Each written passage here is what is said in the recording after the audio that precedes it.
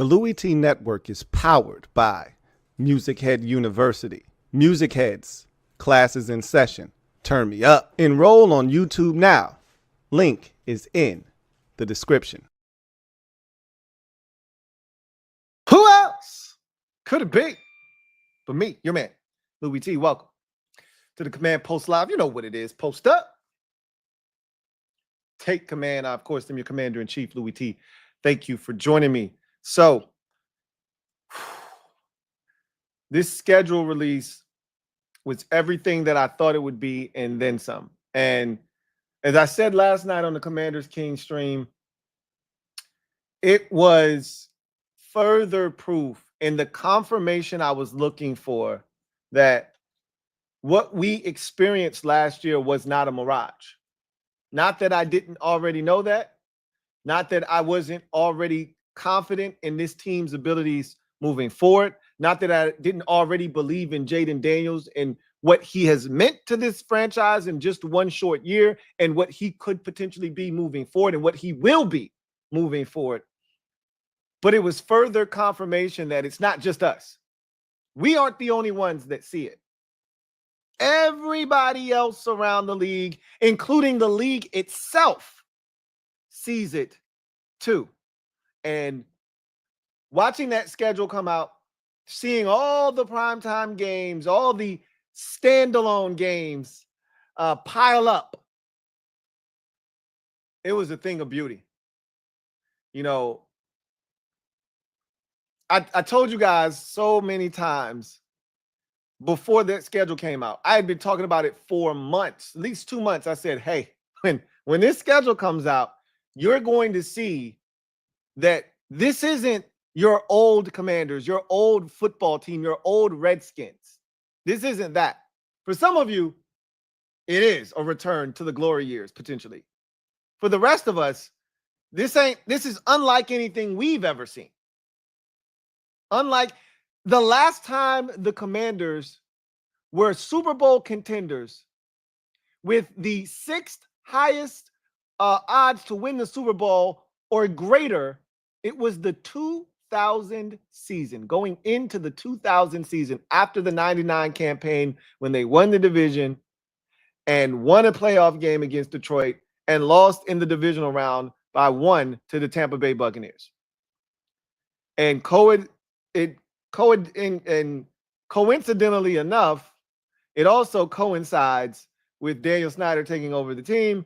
Hence, we never, ever got remotely close back to that position again, right?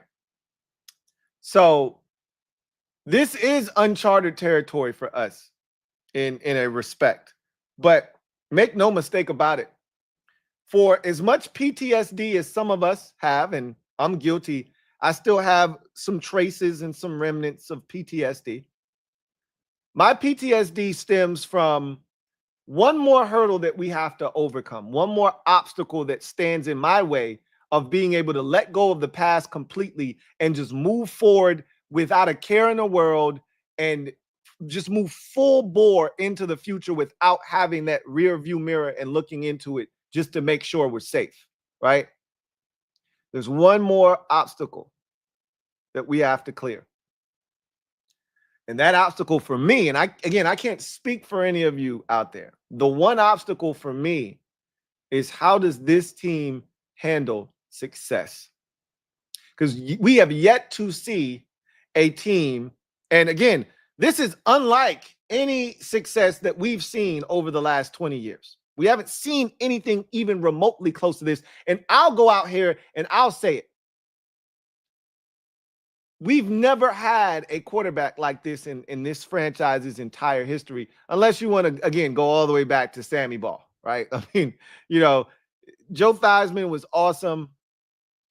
And maybe he was, you know, I wasn't even alive when he won league MVP. So maybe he was as good as Jaden Daniels. And, you know, you felt like, oh my God, we got a quarterback for the next decade. We all know what happened with that situation. But, you know, Sonny Jurgensen was good. Jaden Daniels is next level. This is different, man. We got one of them ones. And Dan Quinn is a unifier. He is a godsend. And it's to think, guilty as charged here, that I was one of the people that wasn't on board with him initially. Like, I wasn't pissed off about the hiring, but he definitely felt like a retread. Definitely wanted Ben Johnson. I'm guilty as charged. Everything happens for a reason, and Dan Quinn is the perfect man for the job. And Rio said it best last night. Dan Quinn seems like he's on an Andy Reid second time around trajectory here in Washington. He's got that Andy Reid Kansas City Chiefs aura about him, and it feels like we're on the cusp of doing what the Chiefs have done in the AFC here in the NFC. Feels like we're on the cusp, and this schedule release, to me, is just the tip of the iceberg. It's just the beginning of what's to come for this organization, for us as fans, and for the team on the field, Jaden Daniels and all of those guys. This feels like the beginning. And the only thing they have to do to put me in a position where I can let go of the past completely, because I'm at like 98% done with the past. I'm good, bro. I don't have much PTSD. Some of you are still waiting for the other shoe to drop. You're still pinching yourself. You still can't believe all of this. I knew we were going to get a bunch of primetime games, standalone games. I knew we were getting a bunch of primetimers. Now, again, I was saying 7. We got 8. So I wasn't expecting that. That extra one, and I think the Seattle one is the one where I was like, huh. But that could have easily been Detroit. So, like, we got what we thought we were getting. Everybody thought that there was a chance Denver could be one. And we'll talk more about this when we go through the schedule. Everybody thought that there was a chance that Chicago would be one. We knew Kansas City was going to be one, right? We knew that there was a chance Philadelphia would be in there somewhere. We knew Dallas was probably going to be somewhere in there, right? These were all things that we expected. You couldn't have forecast the Seattle one. That's the one where they threw us a little curveball and you were like, whoa. But that comes with superstardom, right? That comes with superstardom. So let me first, I want to show you guys something before we get to the schedule, because damn it, we're in demand. And it feels good. Feels good. We are in demand. When you got one of them ones at quarterback, when you have the face, what the league is trying to push as the face of the conference, this is what it looks like. I want y'all to take a look at this. So in front of you, you see the grid, right? This is the greatest creation known to mankind when it comes to NFL schedules. Everything you need right in front of you, color-coded, and as efficient as it gets, right? Shout out to @NerdingOnNFL and @OzzieNFL for this gem of a schedule grid, okay? So in front of you, you see all of the schedules for all 32 teams in the NFL, all 272 games, all in front of you, all at once. All we want to lock in on is the NFC East, more specifically, the Washington Commanders, right? I want you to count up the colors you see, minus the black, okay? Minus the black. I want you to count up all of the colors that you see, all right? 1, 2, 3, 4, 5, 6, 7, 8. Disregard the pink at the bottom because all those games are subject to change based off of importance. So everyone's got a pink at the bottom. That's irrelevant, right? We have 8 games in color, all right? 8. Nobody else in the league, including the Philadelphia Eagles, let's count their colors. 1, 2, 3, 4, 5, 6, 7. Huh, they won the Super Bowl. Why don't they have more than us? I don't know. Whoa, how could that happen? I don't know. But you know who does also have 8? let's go over to the team that played the Philadelphia Eagles in the Super Bowl. The face of the AFC, held the face of the NFL right now. Let's go over to Patrick Mahomes and the Kansas City Chiefs and count how many colors they have. 1, 2, 3, 4, 5, 6, 7, and 8. Would you look at that? We have the same number of standalone games, primetimers, standalone games as the Kansas City Chiefs. Nobody else in the league has that many, by the way. It's just us and them. That's it. You know why? Because they're the face in the AFC and the league's trying to push us as the face in the NFC. That's why. And that's what I was talking about. That's what I was referring to when I told you guys, I'm telling you the league is going to try to push. And Lord Brunson, LB was like, how do you know that? You just guessing? I said, yeah, I'm just guessing. I don't know anything. I haven't seen a schedule. I can't tell you what the league, but I'm telling you by all the things that I'm hearing, all the things that I'm seeing. Roger Goodell was just in our backyard twice in a 2-week span. I'm telling you what's about to go down.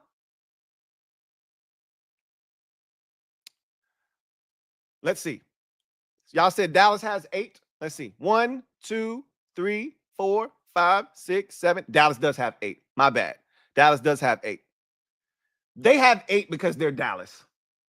It's not because of Dak Prescott or it's just because they're the Cowboys. They're the Cowboys. And I saw Colin Cowherd. And I don't agree with him a ton, right? Me and him don't always see eye to eye. But I do respect his opinion, right? Because he's not one of these dudes just saying shit for clicks. Although he can have some outlandish takes, right? But I respect him because when he says some shit, he believes it. I think he does a phenomenal job on his little podcast that he has on YouTube, right? That's separate from his actual show that he does for Fox Sports. And he does a phenomenal job on that podcast. And he had a little take on his show where he said, I don't need to see the Dallas Cowboys against fill in the blank and against fill in the blank. I don't need to see the Dallas Cowboys 8 times. We don't need to see that. And he's right. We don't. But I'm never going to knock the league for doing the thing that they know they can do that's going to move the needle. The Cowboys move the needle, whether you like them or you don't like them. They move the needle. They do. They are called America's team for a reason. So whether you like the Dallas Cowboys or you don't like them, they're a needle mover. Hence, they're always going to be in a position. And keep in mind, the reason Dallas is always going to have that extra, they're already having an extra game built in, a primetimer, as I call it, or a standalone game. Because they play on Thanksgiving every year. So you can already, before the schedule even comes out, they've already got one up. Them in Detroit already have one up on everyone else. So Dallas has 8. Just like I said with Philadelphia. Philadelphia wouldn't have had 7. They would have had 6, more likely than not, if they didn't win the Super Bowl. Unless Kansas City won and they wanted them to play Kansas City in week 1, right? Because Kansas City has the home game. They might have invited Philadelphia to go Super Bowl rematch week 1. Kick off the season probably was what would have happened had Kansas City won, but they didn't. But the Eagles wouldn't have been on Thursday night to kick the season off, and they probably would have had 6 games instead of 7. They only have 7 because they won the Super Bowl, so they get that Thursday night kickoff game. Their normal spot is week 2 on Monday Night Football. That's their normal first. Well, last year they had the Friday game in Brazil, right? And I don't know how many primetime games they had last year. My guess is it was probably somewhere in that 6 neighborhood, right? And that's usually where they are, right around 5 or 6, which is where they belong. They have 7 this year because they have the Thursday night kickoff because they're not playing in a foreign country. They're not playing in an international game like they did last year, which was the extra game that they had. So Dallas's extra game comes from Thanksgiving. And they're playing on Christmas against us. So Not only do they get the Thanksgiving game, they also get the Christmas game against us. But again, everything that we got is out the mud, right? There's no handouts for us. There's no, oh, you did this, so here's a free primetime game. Now, the Eagles earned. They didn't give them anything. They earned the right to play the first game of the season. They earned it. That's what we want. We want to be in that position. They have something that we want. We want to be world champions. But Dallas, they get the Thanksgiving game no matter what. They could be ass. They could be one of the best teams in football. They're going to get the Thanksgiving game regardless, right? They didn't earn anything. And as far as I'm concerned, Dallas, honestly, shouldn't be on the opening week of the season. They got to change my mind. I'm not high on the Dallas Cowboys right now. I expect them to be better just off the strength of Dak being back, but I'm not high on the Dallas Cowboys. I'm not high on the Cowboys. As a matter of fact, if we take a look at their schedule, I really haven't looked at their schedule, to be honest with you. I really haven't. So obviously they got the game against Philly to kick off the season. They're home for Green Bay. That's a cool one. I have no issues with that. Do we need to see them against Arizona on a Monday night? Do we need to see them at Las Vegas on a Monday night? Do we need either one of those primetime games? I'm just asking for a friend. Do we need either one of those? Are either one of those compelling matchups that we got to see, right? You can say the same thing about us in Seattle. Like, who's clamoring for Washington, Seattle? I'm not. Not on Sunday Night Football, but if the league wants to get Seattle out there, right, here's an opportunity to do so and attach Seattle to one of the brightest stars in the league. You see them do it with Kansas City all the time, right? Who wants to see the Jacksonville Jaguars on Monday Night Football? Raise your hand. Y'all remember this meme? Not me. Not me, right? Not me. Y'all remember this meme? Huh? Who wants to see Jacksonville on Monday Night Football?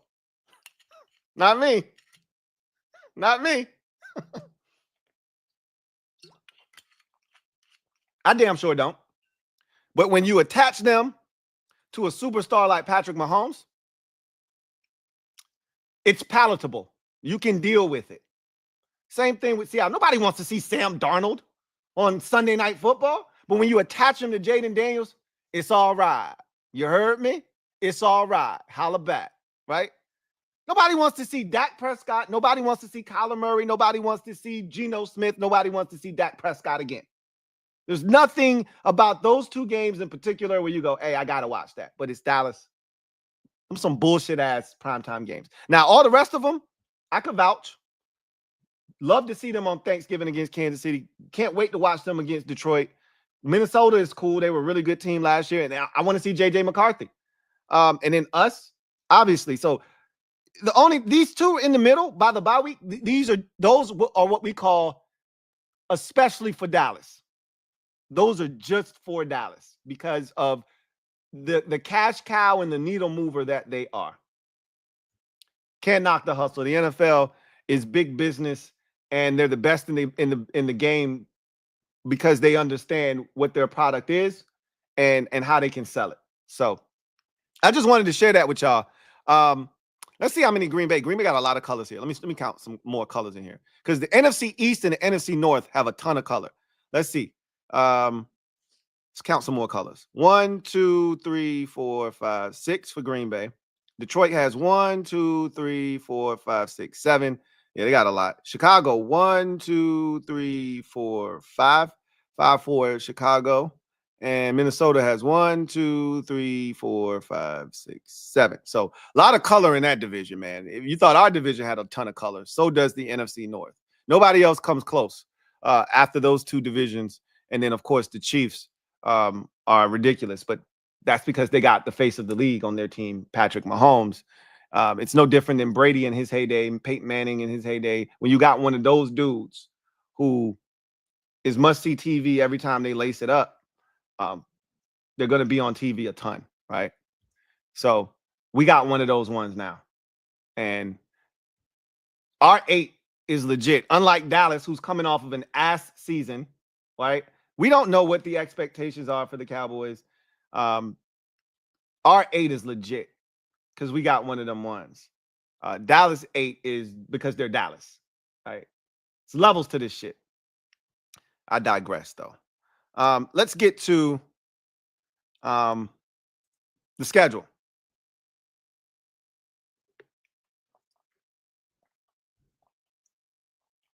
So this schedule is a thing of beauty, but it's only a thing of beauty if we go out and we execute. Like nobody's gonna lay down like you as a fan, you have to understand what this season means for this organization. I really equate this to the Lions after they went 9-8, right? Or hell, last year, the year before last, excuse me, when the Lions kind of had that, they went 9-8 in 2022, and they just missed the playoffs. But everybody was like, yo, the Lions are on the come up. Like, watch out for the Lions. I wasn't buying it. I wasn't buying the Lions yet. Everybody was telling me, yo, you tripping. The Lions, they finna blow. And I was like, I've seen this before from them. They was like, nah, this shit different. They were right. And in 2023, they took off. They won 12 games, I believe, if I'm not mistaken. Won their division. Won a playoff game. Won another playoff game, right? Beat the Rams in the first round. Beat the Bucks in the second round. And then lost to the 49ers. Should have won that game and went to the Super Bowl, but they lost in the NFC Championship game to the 49ers.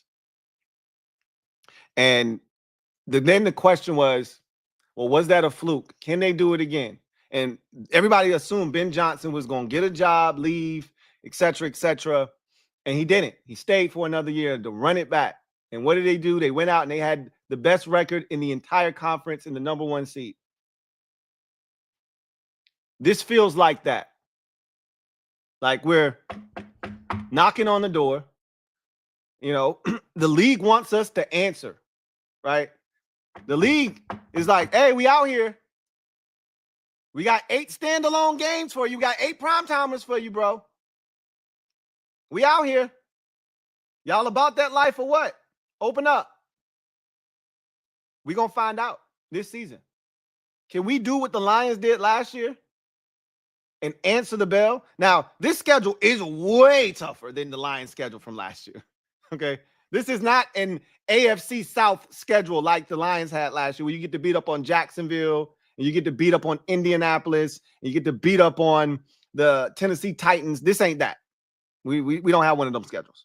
So this, whatever we do, if we get double digits in wins, this will be impressive because this is a tough schedule. Everybody in the division has a tough schedule. Nobody's getting a free pass.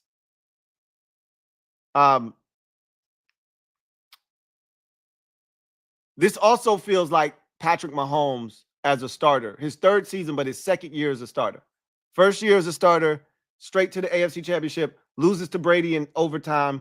The next year, they come back, they get back to the playoffs, get all the way to the Super Bowl, and they win the Super Bowl in Mahomes' 2nd year as a starter. Can we answer the bell like that?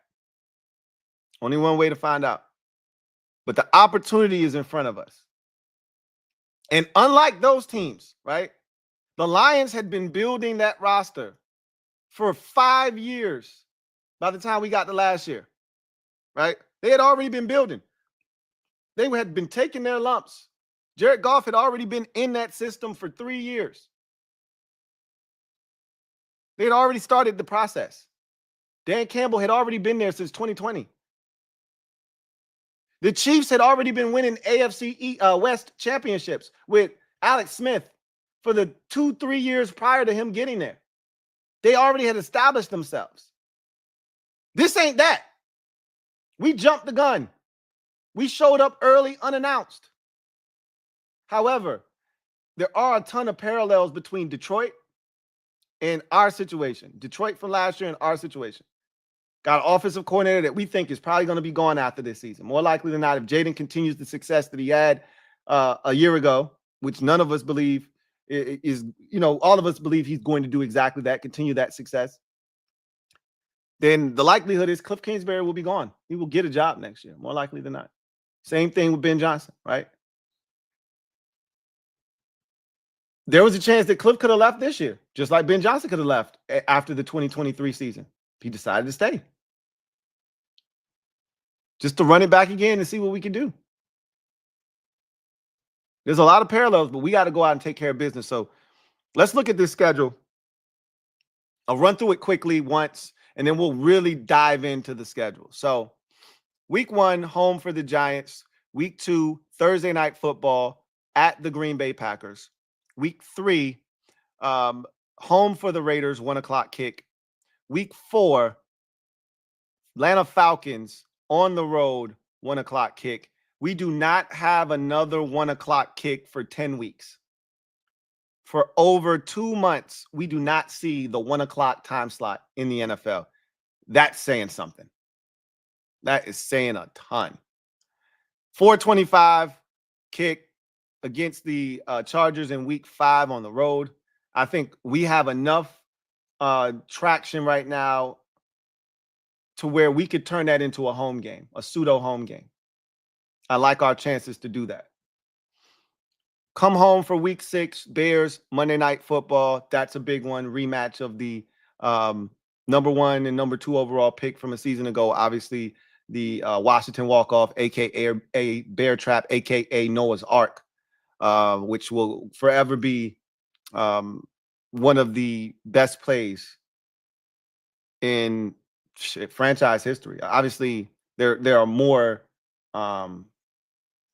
impactful plays like Riggins' run on 4th down against the Dolphins in the Super Bowl, but that's one of the best plays in franchise history, right? It'll go down as one of the all-time greats. Week 7 on the road against Dallas. That's a big one. 4:25, America's Game of the Week. We'll know how good Dallas is by then. We'll know how good the Cowboys plan to be by week 7. Week 8 on the road at Kansas City, Monday Night Football. It doesn't get any bigger than that. You asked me what is the biggest game on the slate for us this season, and I would tell you it's the Kansas City Chiefs game, because that's the measuring stick of all measuring sticks. We play the Eagles twice.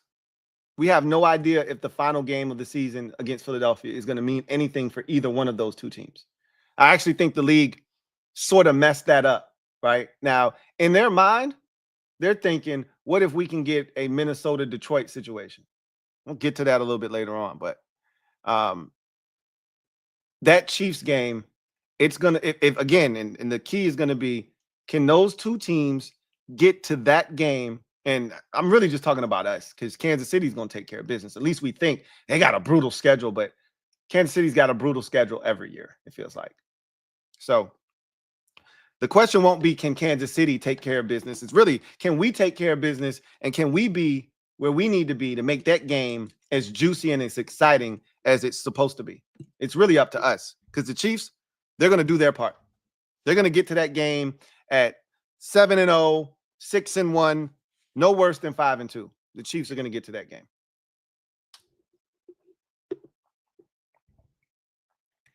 That's going to be a massive showdown. And dare I say, and Rio said it last night, Super Bowl preview, potentially. Who knows? But it's one of those games where for years, when we would be in a spot like that, we expected our quarterback to shrink. That's one of those games where I expect our guy to raise his level of play to match that of one Patrick Mahomes, maybe even exceed him, like he did against Joseph R. Burrow. Last year, week 3, Monday night, similar stage, where he set the NFL record for the most, not rookie record, NFL record for the highest completion percentage with a minimum of 20 attempts. And these weren't just dink and dunkers, right? The deep ball to Terry, the fourth down throw to Luke McCaffrey, the deep ball to Terry for the touchdown to put him away. These weren't dink and dunkers, folks. The Zach Ertz critical third down conversion might have even been a fourth down conversion. I think it was a fourth down conversion to Ertz on 4th and 4. These weren't dink and dunkers. So that's going to be a big one, week 8, obviously, at Kansas City. Week 9, you turn around, and for 2 weeks in a row, you are on national television. Sunday Night Football, Seattle Seahawks. That's pure star power, folks. Your quarterback is him. That's some Patrick Mahomes, Kansas City Chiefs shit right there, right? Nobody wants to see Russell Wilson and the New York Giants on Sunday Night Football. They're there because of Patrick Mahomes, right? Nobody wants to see Jacksonville on Monday Night Football. They're there because of Mahomes. There's certain times where you've got to attach a team that people really aren't all that interested in seeing. You got to attach them to a star so you can make that other team that you really don't want to put on primetime. You got to make them attractable to an audience that really don't give a shit about that team. Don't nobody care about Jacksonville. The worst thing you could do is put Jacksonville on TV against Cleveland. Don't nobody want to watch that shit. You attach them to a Patrick Mahomes, and you're like, man, I ain't even trying to watch this shit, but it is Mahomes, so I'm going to check it out. Who wants to see Sam Darnold? You clamoring for some Sam Darnold in Seattle? Again, we don't know how good they're going to be, but I can tell you I'm not, and I know most people aren't. But you attach Sam Darnold and the Seattle Seahawks to Jaden Daniels' star that's shining as bright can be? Yeah.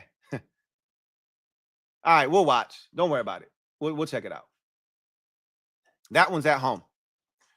You stay home in week 10 to take on the Detroit Lions. I just knew that was going to be a primetime game. I was shocked that they didn't make that one. They could have easily swapped out Detroit for Seattle, and that would have made a ton more sense. But whatever, right? 425 kick on Fox. And you know what? I bet you Fox fought to keep that game there instead of allowing NBC or ESPN to steal that game away from them. Because remember, that was a playoff game and it was highly entertaining on Fox. And they probably said, no, we want that shit again. You can't have it. They probably did the same thing for the Eagles and Chiefs game, right? Probably did the same thing. Said, no, y'all can't have that one. Maybe they did. Maybe they didn't. Either way, we got the Sunday night game. It wasn't against them. It was against Seattle. So week 11, as we know, we're over in Spain to take on the Miami Dolphins. And then you get your bye week after that. It's a perfectly positioned bye week. You love it.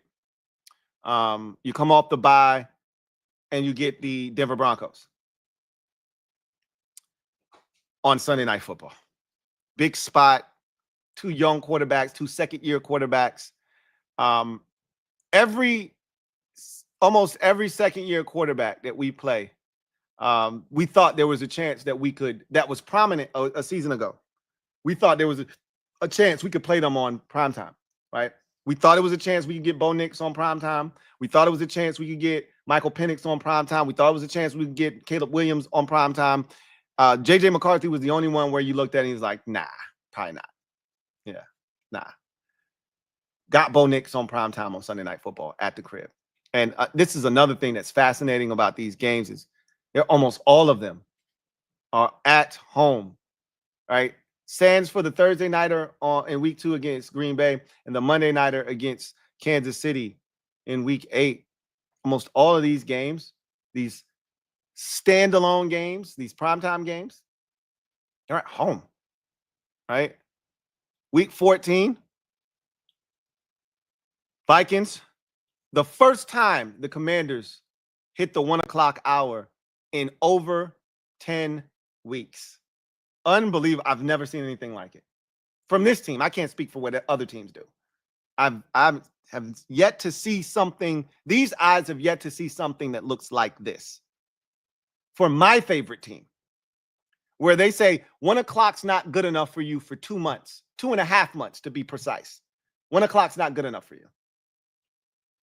We got all kinds of plans for you. Monday and Sunday and 425, America's game of the week. Don't worry about it. Leave the 1 o'clock chicanery for the peasants. You're royalty now. Wipe off your princely robes, okay? So we go back to being mere mortals in week 14 and bless the 1 o'clock hour with our presence. And we take on the Vikings on the road. We double up on 1 o'clock games the following week. Take on the New York Giants for the second and final time in the 2025 campaign. And then the first of 2 Philadelphia Eagle matchups to finish out the season. Week 16 at home. We don't know the time of that game. That may turn into yet another primetime game. It's a standalone game, which is a primetime game. I don't give a shit if it's at 4 o'clock, 4:30, or 8:30. I don't give a shit. It's primetime. Nobody else is on. Okay. So standalone game. That's going to be a big one. We don't know if the one in week 18 is going to matter. Philadelphia could have the division wrapped up. We could have the division wrapped up. Dallas could have the division wrapped up. Philadelphia could be a wild card, and they don't need that final game of the season. They're locked in. Same could be said for us. We don't know what that last one, but that one in week 16, oh, that shit's gonna mean something. That shit's gonna mean something. Whether that's for first place in the division, if that's for a chance at the number 1 seed, the number 2 seed, if that's for positioning in the wild card, whatever, that game in week 16 is gonna mean something. And it's at the crib. I love it. The one in week 18 in Philadelphia could be for all the marbles. Who knows? But it could also be for nothing. And they wasted that one. I thought the league dropped the ball there. They should have had that game somewhere positioned in the middle of the season, right around where that Dallas game is. They should have had that game in there. They dropped the ball. I'll say that. But I'm cool with it. Ain't like we wasting a home game potentially. Now, if the shit comes down to that game, then advantage Eagles, because now they at home. But if it turns out to be nothing, advantage us, because we already got our home game off on the Philadelphia Eagles. So advantage us, if that's the case. That December 20th game, week 16 against the Eagles is going to be a massive one. Same probably could be said for the Dallas Cowboys Christmas game. Both of them are at home. Again, we getting preferential treatment because that Christmas game being at the crib, again, late season, got to have it. Massive. Quick turnaround from the Saturday game against Philadelphia, 5 days. Got to have it at the crib. You don't got to travel, right? Quick turnaround. You get to sleep in your own bed. That matters. That matters. It's a big one. So then you finish up with Philadelphia.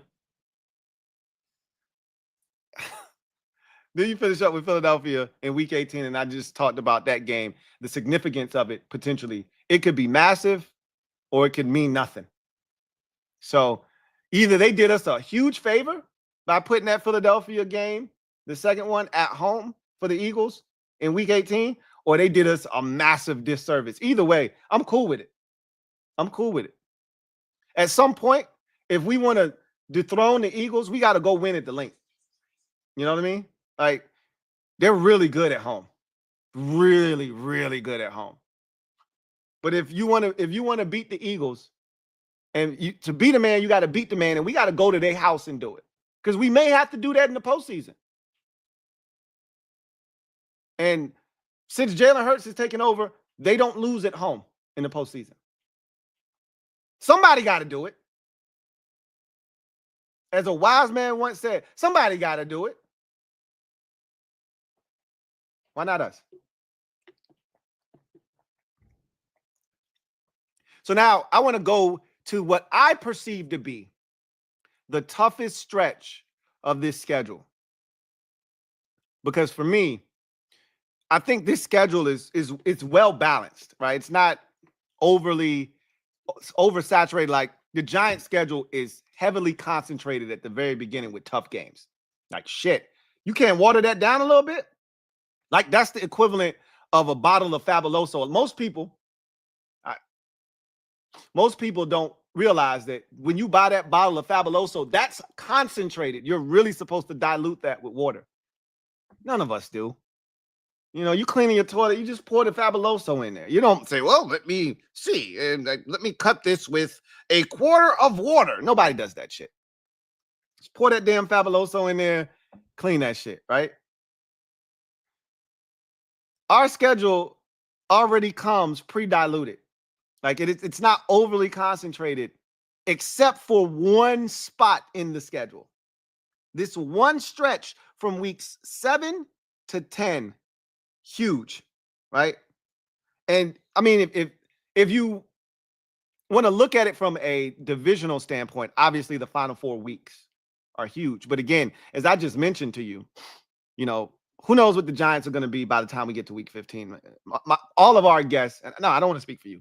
My guess is that Jackson Dart will be starting by week 15. And there's a chance that Brian Daboll and Joe Shane might not even be there because their schedule is so tough. The only way you get fired is if it goes off the rails disastrously early, and it has a chance to do that because of the way their schedule is set up. Either way, it feels like Jackson Dart is starting the week 15 game. We'll see. We could be wrong about the Giants. They could end up being a good team this year. Russell Wilson could play really well and end up having them in the mix late in the season, and that could be a big game on the road. The likelihood is it won't be. We'll see. Then, obviously, the 2 games against the Philadelphia Eagles, the game against Dallas, those figure to be really huge in the grand scheme of things. But that last Eagles game, we don't know. We don't know if it's going to mean anything. A lot of times, Week 18 games don't have a ton of meaning.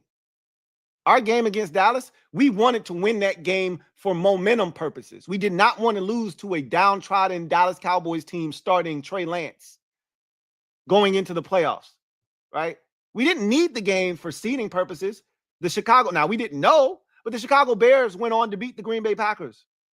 So we were going to be the 6th seed regardless. So had we lost the game, we would have been fine. But you don't want to go in the playoffs on a losing note. But we benched our quarterback at halftime because we could, right? Like, we didn't need that game. Philadelphia didn't need their game last year against the Giants. That could be the same case this year. So while that stretch is impactful, don't get me wrong, because you're playing divisional opponents. And if you have aspirations and dreams of winning the division, you got to take care of business with the fam. But that stretch of week 7 to week 10, and you could even extend it all the way back to week 5 if you like, going all the way back to the Chargers and include the Bears as well. But I'm going to condense it and shrink it to a 4-game size of at Dallas, at Kansas City on a Monday night, home for Seattle, who is not going to be a pushover on Sunday Night Football, and then home for the Detroit Lions. That, my friends, is a tough stretch of football. It's going to be a tough stretch of football. On the road at an improved Dallas Cowboys team, you're going against the team that was the representative and the runner-up in the Super Bowl and the Chiefs, who are one of the best teams in football. You're going up against the Seattle Seahawks team that was 1 game away from the postseason and winning their division a year ago. And you're going up against the Lions team that had the best record in the conference last season. Now, and are looking for revenge.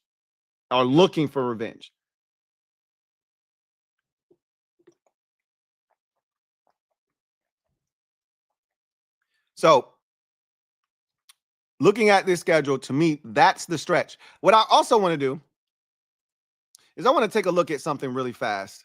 I want to take a look at the grid to see when we play all of our games, Who has buys? I've heard that only we play 4 teams coming off of buys. I think that's a league high. I don't know that to be a fact. I just want to check for myself. A lot of times when I get myself into trouble with shit is when I listen to other people and I don't do the work for myself. I just go off of what somebody else said. That's very, very sketchy to me. I got to be better. And I vow to be better, because when I first started this, I didn't trust people. I always did the information, did the work myself. Then you get lazy, more information starts to surface. So social media becomes a big thing. You see something, you run with it. It's easy to get caught in the trap. I'm not doing that anymore. If somebody says something, oh, okay, cool, and I need to research, unless it's coming from a source that I know is extremely credible, I got to do it myself. So, nobody can have a bye until you get to week 4. So we don't need to worry about weeks 1, 2, and 3. You can't have a bye until week 5. All right. So let's look around the league and see. Let's go to our week 5 matchup in the Chargers. They're not going to have a bye week in week 4 because you can't have one in week 4. So we don't have to worry about it. So now you go to week 6, the Bears. When is the Bears bye? So the Bears have a bye in week 5. So we will be getting the Chicago Bears in week 6 on Monday Night Football coming off of a bye. So that's 1, right? You go to Dallas in week number 7. Let's see what the Cowboys have. They don't have a bye in week 6. So you keep going down to Kansas City in week 8. The Chiefs don't have a bye in week 7. So you keep going. Seattle in week 9. So you head over to the Seattle Seahawks. They have a bye in week 8. So we're getting the Seattle Seahawks fresh off of a bye. Now, once again,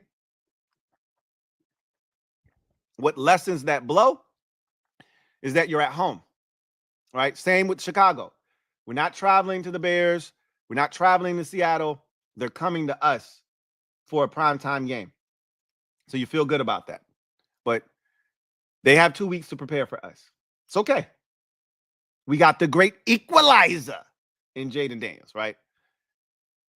Detroit, week 9 or 10, excuse me. Let's see.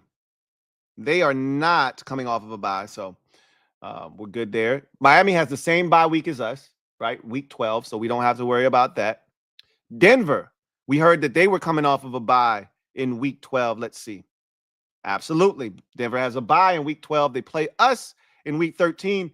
And what do you know? We're at home, primetime spot again. So again, at least you're at home. You don't have to travel. You're feeling good. And also, we're coming off of a bye as well.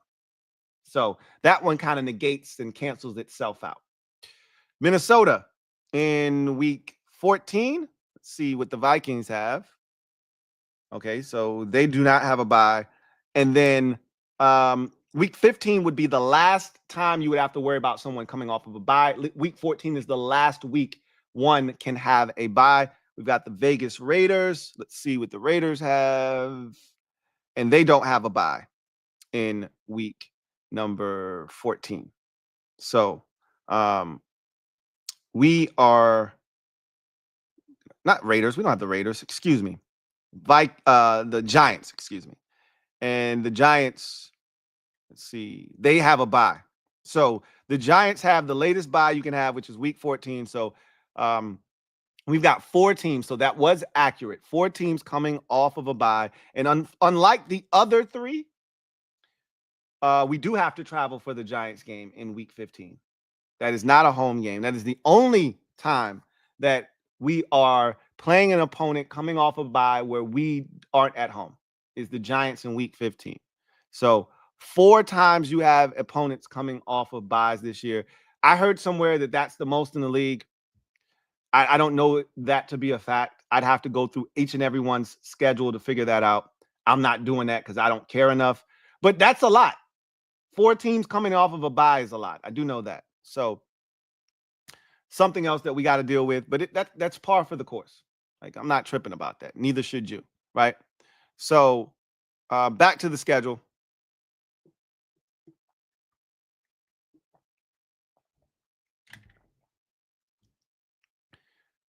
Looking at this schedule and what it entails, let's see if there are any like anomalies in terms of home, away, et cetera, et cetera. So week 1 home, week 2 away, week 3 home, week 4 away, week 5 away. So right there, you have a stretch of 3 out of 4 on the road that you have to navigate through. And if you extend it out 2 more weeks, 3 more weeks, 1, 2, 3, 4, 5, 6, 5 of your first 7, 5 out of your, you have a 5 out of 7 stretch on the road. All right. 5 out of your first 8 games on the road. But if you take away the Giants game in week 1 and just start with the Green Bay game in week 2, 5 out of 7 on the road, right? Weeks 2 through 8. You get 1 home game after the Packers game and then 2 on the road. Then you get 1 home game and then 2 more on the road. So again, that's a tough stretch. 4 out of 5 on the road, extended out 2 more weeks, 5 out of 7 on the road. So we have to be road warriors early in this season. Okay. Gonna have to go on the road and be road warriors early in the season. Last year, we had to do that once early in the season. There weren't many, oh man, we haven't seen home in quite some time last year. We were on the road for Tampa. We had 3 out of 4 on the road to start. And I think the rest of the schedule was pretty much solid from a road home standpoint. We were on the road for Tampa, came home for the Giants, and we were on the road for both Cincinnati and Arizona last year. Then we got some home cooking after that. I don't recall another stretch where we were on the road like 3 out of 4, 4 out of 5, or anything like that last year. Just running through the games in my head. You had the week 5 game at home versus Cleveland. Then you went on the road for Baltimore, and then you had 2 straight at home against Carolina and Chicago. Then you had the week 9 game on the road against the Giants. Then you came back home for Pittsburgh. Then you were on the road for Philly. Then you were back home for Dallas.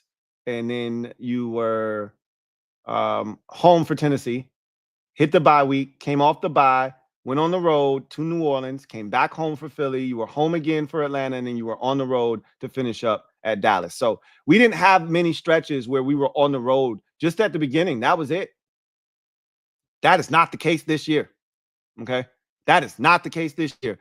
This stretch right here at the beginning ain't no joke. 5 out of 7 on the road, 4 out of 5 if you want to condense it. That's some tough sledding. Road games in the NFL are tough. The hope is you take this Chargers game, turn it into a pseudo home game, and you still got to travel. You still got to go out west. You still got jet lag, right? Your body still has to adjust to the time zone. So even if you turn it into a home environment, got to take care of business out there, right? So that's one little scheduling quirk there. As you continue through the schedule,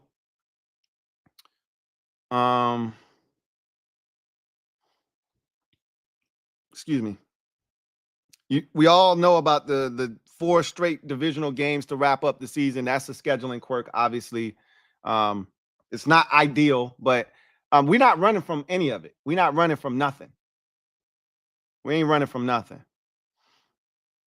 I can tell you after the bye, it feels a lot like last year in the sense of, now we didn't come off the bye and play a home primetime game, but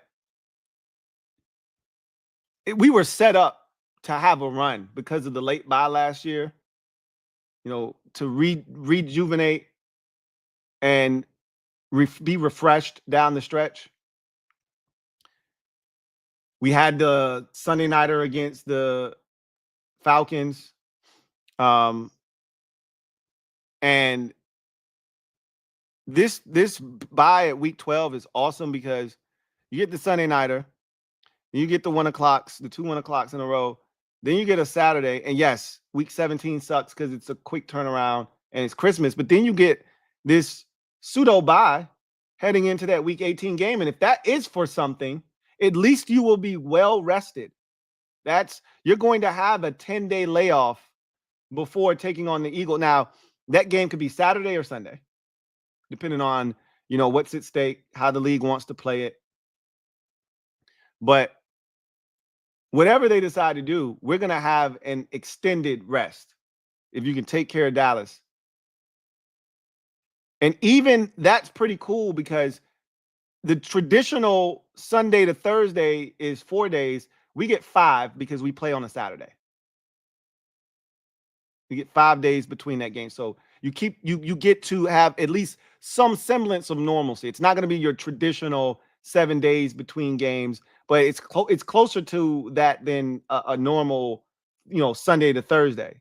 So just something else to mention. And I think this is the year that the NFC has less home games than the AFC, right? NFC had more home games last year, 9. Every year it alternates until they get to that 18-game schedule that they want, which is coming down the pipeline very soon, where you'll split up the home games 9 and 9. Right now, we're on a rotating schedule. AFC gets more home games one year. NFC gets the extra home game the next year. Last year was the NFC. This year is the AFC. So technically, we should only have 8 home games. 1, 2, 3, 4, 5, 6, 7, 8. Now, however, and we should have 9 road games. 1, 2, 3, 4, 5, 6, 7, 8, and 9. However, I'm looking at that Chargers game and saying, hey, we could turn that into a pseudo home game. And I'm looking at that international game and saying, that's not a true road game. So, again, we're fortunate there too. So, looking at this schedule, understanding how tough this schedule, you know, has a chance to be. This is fascinating right here to me. And again, it just speaks to the league's belief, Vegas's belief, everyone's belief in who we are now, right?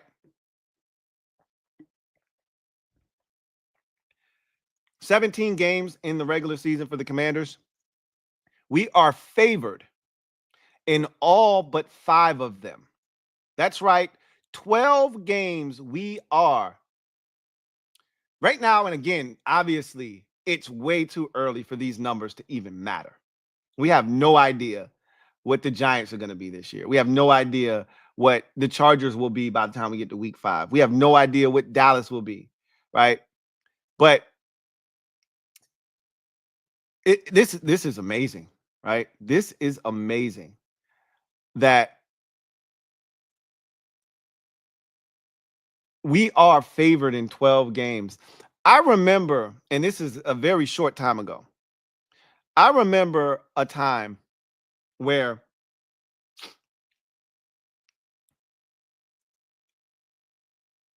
you could count on maybe 2 or 3 fingers how many games the Commanders were going to be favored in. I mean, I'm talking 2 years ago. I'm talking just 2 years ago. You could count on one hand, probably need just 2 or 3 fingers, how many games the Commanders were going to be favored in. Remember how disrespectful we were to the Arizona Cardinals in Sam Howell's first start back in 2023, week 1? They had just traded for Josh Dobbs like 2 weeks ago, and we're like, oh, shit, we better beat the damn Arizona Cardinals by 1,000,000. And Vegas set the line at like 3. And then we was like, 3 points? What? And I remember a few people being like, you see what Vegas put the line at, right? All right, now, you know Vegas don't usually be too damn, they'll be too far off. They know something. I'm like, man, F that. I ain't trying to hear that shit. Belt to ass with these Cardinals, man. We were in a fight for our life against Arizona in that week 1 game. A fight for our damn life. It was probably a sign of things to come. It was probably foreshadowing that we didn't really want to believe. But that was our existence for the better part of 23 years. Not being favored. Teams, again, circling us on their calendar, expecting to beat us. They see the Commanders. Hey, if somebody is looking at their season and saying, hey, we a 6-win team and we were on their schedule, I guarantee you they used to count us as one of those 6 wins. Not anymore. Those days are over. And this is further proof of that, right? So that's a big number. Week 1 against the Giants. It's almost disrespectful to the Giants, right? 7.5. That's more than a touchdown, right? Very disrespectful to the Giants. But again, it's less about the Giants, more about us. Week 2, the first time we are not favored of the 5. You're at Green Bay on the road. Of course, the Packers are a good team. They made the playoffs last year. I think they had the same record as us last year, if I'm not mistaken, at 12-5. They're a damn good football team, and they're at home. Yeah. That 1.5 is cool, but that's almost a damn pick 'em. They're basically saying you are the equivalent to Green Bay, except you're on the road, and being at home usually gives you 3 points. So we think you're better than Green Bay. We've cut that in half, those 3 points, but you're not good enough to overcome the fact that you're on the road, but you're close. Okay, I'll take that. 7.5 against Vegas. So same shit against the Giants is here in week 3 against Vegas. We don't know what Vegas is going to be. Pete Carroll's going to change that entire organization. They're going to be a different outfit. This number could come down dramatically by the time we get to week 3. Or they could make an ass out of themselves the first 2 weeks, and that number could climb, and we could be destroying teams, and that number could climb. Who knows? But we're installed as 7.5 favorites right now. 3.5 points at Atlanta. We're a favorite on the road against a solid Atlanta Falcons team. Like, that is a sight to behold. That's beautiful. Because had we played Atlanta on the road last year, I bet you, like, when the schedule came out last year, we were probably, I would guess, installed as underdogs against Atlanta, and they were coming to Washington in week 17. I bet you we were underdogs last year when that number was installed in May. Not this time. And we're going to Atlanta this time around. At the Chargers, same thing as Green Bay. Plus 1.5. That could easily turn around by the time we get to week 5. I love it. You're right there. They're telling you, hey, this could easily be -1.5, -2 by the time we get to this game. That's what they're telling us by it already being at plus 1.5. -4.5 for Chicago at home on a Monday night. Cool. Like, that's kind of what you expect in that particular game. When's the last time? Raise your hand. I'll call on you. Raise your hand. Raise your hand if you can tell me the last time we were installed as favorites at Dallas with Dak Prescott healthy. I'll wait for your answer. Anybody? Show of hands. Anybody want to take a stab at it? Anybody? My guess? I don't have this information. I don't have this information. My guess would be 2016, Dak Prescott's rookie season. That'd be my guess. That'd be my guess. Before the season started, didn't know what Dallas was going to be.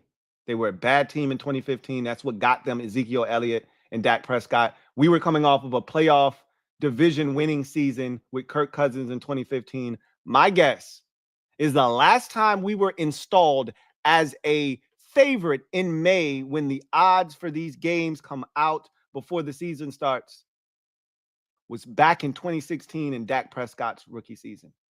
Again, I'm talking about with Dak Prescott in the lineup. I'm not talking about last year, week 18, with Trey Lance starting. I ain't talking about that shit. I ain't talking about Thanksgiving 2020 with James Madison, starting that game. I ain't talking about that shit. Or Andy Dalton was starting with, no, Andy Dalton started the one in Washington. We knocked him out of that game, and we got James Madison in the Thanksgiving game. I ain't talking about that. I'm talking about with Dak Prescott as as the starter. You probably got to go all the way back to his rookie season 2016 because we were coming off of a division crown. We are favored at Dallas.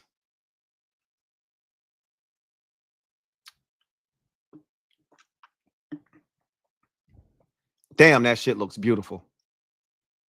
That's a sight for sore eyes. This one is the one that I'm looking at and I'm just like, I almost shed a tear, even though it's still saying that we're going to lose the game, right? But just think about how far we've come in just a year's time. Do you know what this number would have looked like at Kansas City going into last year? Do you know what that number would look like? The year before that with Sam Howell at quarterback. Do you know what this number would have looked like? This shit might have been 8.5, 9.5, 10. This shit is 3.5. 3.5. I ain't bragging about it because we're not favored in the game. But that is not this humongous line. We would remember the Arizona game last year. After we beat Cincinnati, we were all, puffing our chest out, feeling good. Remember the line was like Arizona plus, like plus 4.5. And we were like, wait, what? Not Arizona. Huh? We were still getting disrespected last year. There were games last season where we showed up and the line was egregious. And we were like, bro, when are they going to start giving us some respect? Well, they're giving it to us now. Well, we earned it. They ain't give us shit. We earned it. And now we got to show them that we're here to keep it and that we deserve it. Seattle, 5.5-point favorites at home on a Sunday night. Cool. Detroit, 1.5-point favorites at the Crizzo. That's a low number, but that's a testament to the respect that Detroit deserves. But we're still favored in the game. Again, Detroit last year, this time, would have been a 6-7-point favorite against us. What was you know what I wonder? What was the spread? What was the spread in the playoff game? Let me see. I doubt I'm gonna be able to find it. I'm gonna try and find it real quick. Because that'll give you a sense. Even when we were playing at our best, this is how they felt about us. Let me see if I can track that down.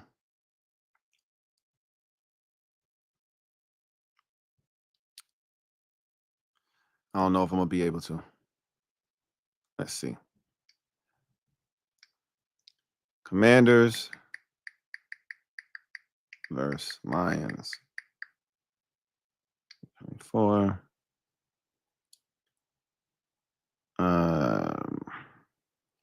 See if I can track it down. We were. See if I can. Hopefully it's up here. Normally they'll have it up here. Like what the spread is.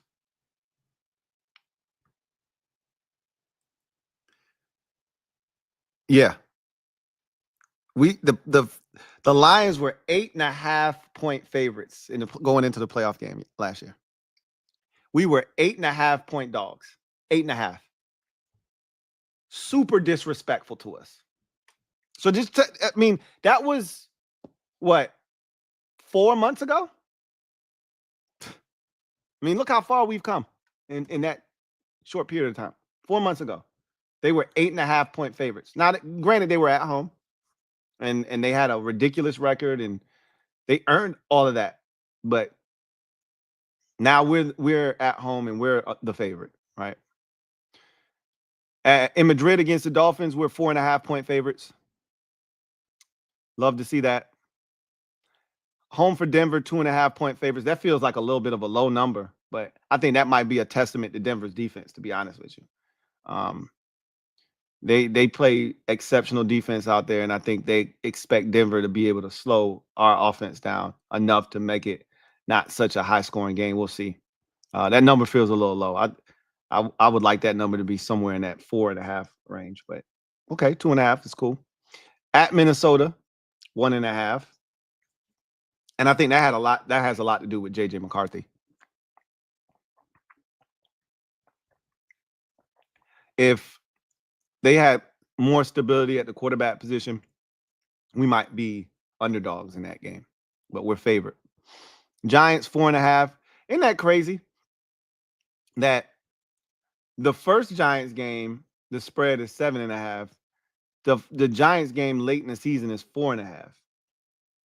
Where presumably, looking at the Giants schedule, they're going to be worse probably by that time than they are week 1. They're more of a live dog to me and a threat in week 1 than they probably will be in week 15.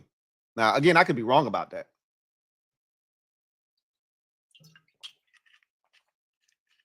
But you also have to take into consideration and the 3-point difference. And I just told you, you get 3 points for being at home. So the 3-point difference is week 1, we're at home. Week 15, we're on the road. So the Giants get the 3 points at home and it takes it down to 4.5. So it makes sense. It's just like they still home away. They should be getting their shit kicked in, but we'll see. At Philly. So we haven't been underdog since Kansas City in week 8. So the first time we are an underdog since week 8 is on the road or at home, excuse me, against Philly. It's the only time I think the entire season that we are underdogs at home. Underdog at Green Bay, underdog at the Chargers, underdog at the Chiefs, underdog at the Eagles in week 18, underdog at home against the Eagles. So we're underdogs against the Eagles both times, rightfully so. In order to be the man, as I said, you got to beat the man, and we got to prove we can beat the Philadelphia Eagles. So we did it at home, but remember, we were down 27-13 in that game. And if you ask any Eagles fan, they'll tell you, oh, Jalen Hurts got hurt. That's what they're standing on. So we got to prove it. We got to prove it. So a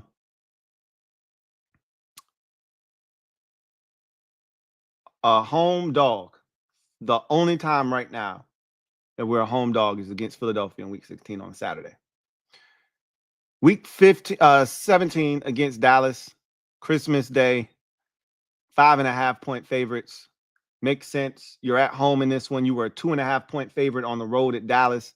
You get home, you add 3 points. Again, we talked about that. Being home gives you 3 points. So it takes it to 5.5, makes a ton of sense. And then lastly, same deal, right? You were 1.5-point dogs at home. Eagles are now at home in week 18. Add the 3 points that they get for being at home, takes it to 4.5. Again, makes sense. So this is the number. These are the numbers right now, and, depending on what sports book you're looking at, these numbers may vary. They're not going to vary too much away from what you're looking at right now.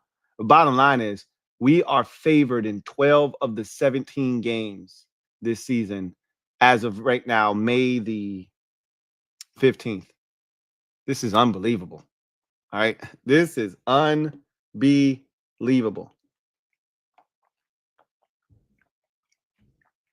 So,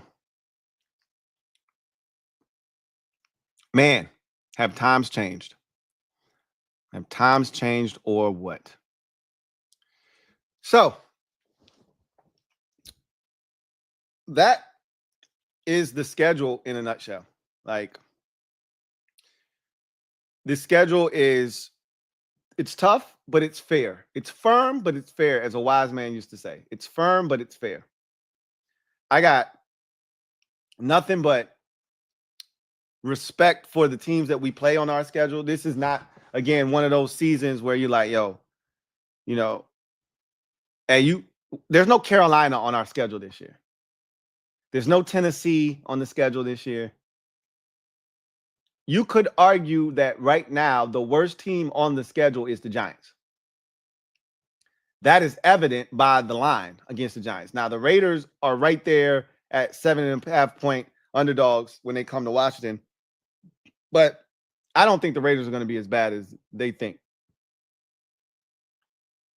But if the Giants, a divisional opponent that always plays us tough, is the weakest opponent on the schedule, it just speaks volumes to the fact that this is a tough schedule.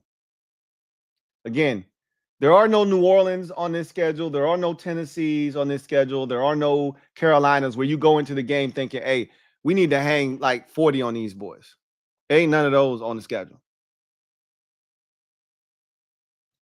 You just got to find a way to get it done week in and week out, pretty much.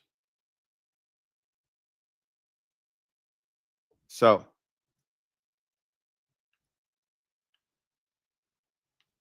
Darnell Kelly, been a member for 44 months. Salute to my guy Darnell, who writes 14-3, number 1 seed, fine ass Maya at halftime on Christmas. We talked about the Commanders for 5 minutes. Spain is fun. Got me in trouble. In the Navy, 1 day of liberty cost me a week. Fun 1 day, though. Real fun.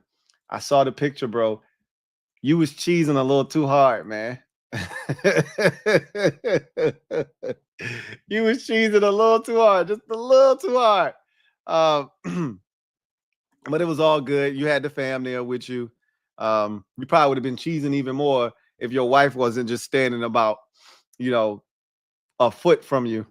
You probably would have been cheesing even more. But that was pretty cool, man. And it's, you know what was crazy is we had a conversation about Maya when I told you I went to the SWV and Escape concert, and Maya was one of the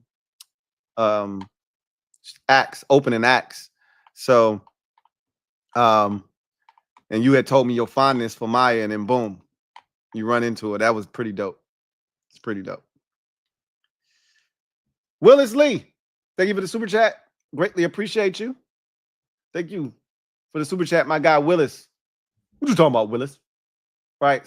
Hanging with Lou on my birthday. Hey, shout out to Willis on his born day. Everybody in the comment section, show some love. Mob, you know how we do. Serenade our guy Willis Lee with some love. Make him feel warm and fuzzy and show him what it's like to be embraced by the mob. You need to stop playing and become a member of the mob. But show him, embrace him, and show him that mob love in the comment section, man. Happy born day to our guy, Willis Lee.